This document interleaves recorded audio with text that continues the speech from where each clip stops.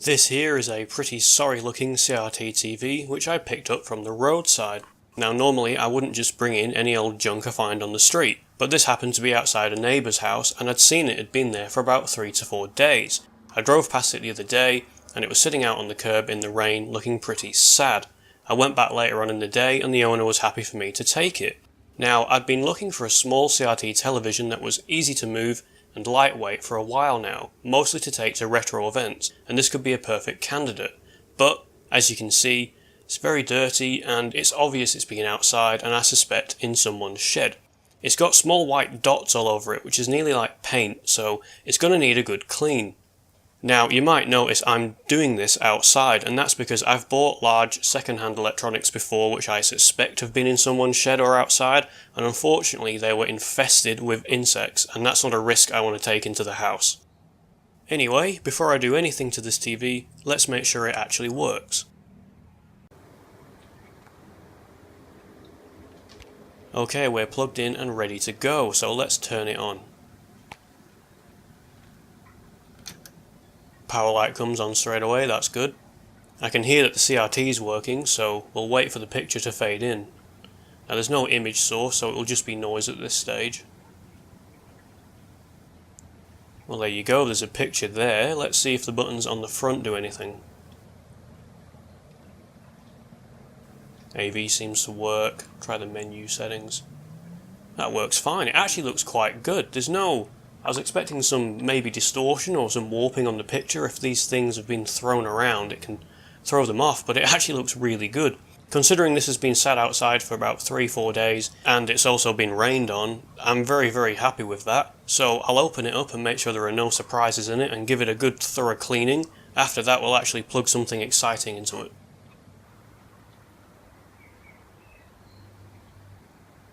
So I've taken the TV apart and this is the inside. As I expected, it's pretty filthy and disgusting in here, but nothing unexpected really. I'll brush it down and clean up the board, make sure it's fine, but I know the TV works, so I just want to clean this for peace of mind and also make sure there's nothing hiding in here waiting to get into the house and spread.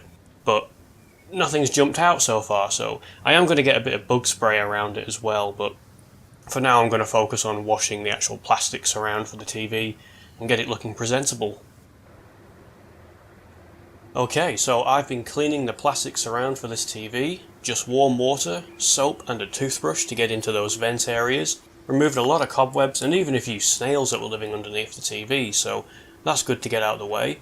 I've given this board a small brush just to actually have a proper look at it. I'll come back to it in more detail, but for now, I'm going to let this case dry and I'm going to vacuum everything as well to get rid of dust and just tidy it up a bit more.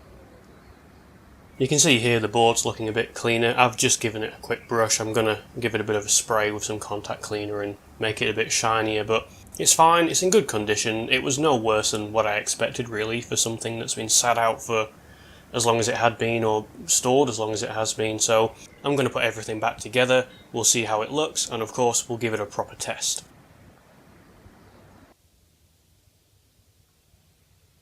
So the little street TV is now back together and I've just finished the final details. Just polishing it up really and getting any of the bits of dirt that are wedged in areas off to get it as good as it is. It's never going to be perfect, there's a few small nicks and marks in it which I can't get out, but this was a street find, this is a roadside TV, so I'm happy that the plastics come up shiny, the surround is good.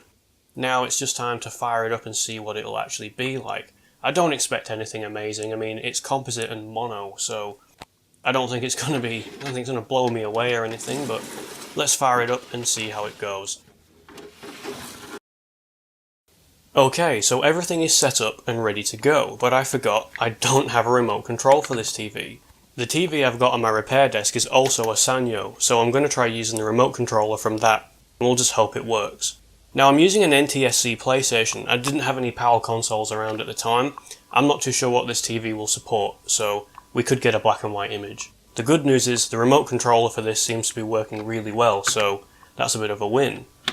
We'll fire up the PlayStation and we'll see what happens. Well, we've got colour, which is interesting.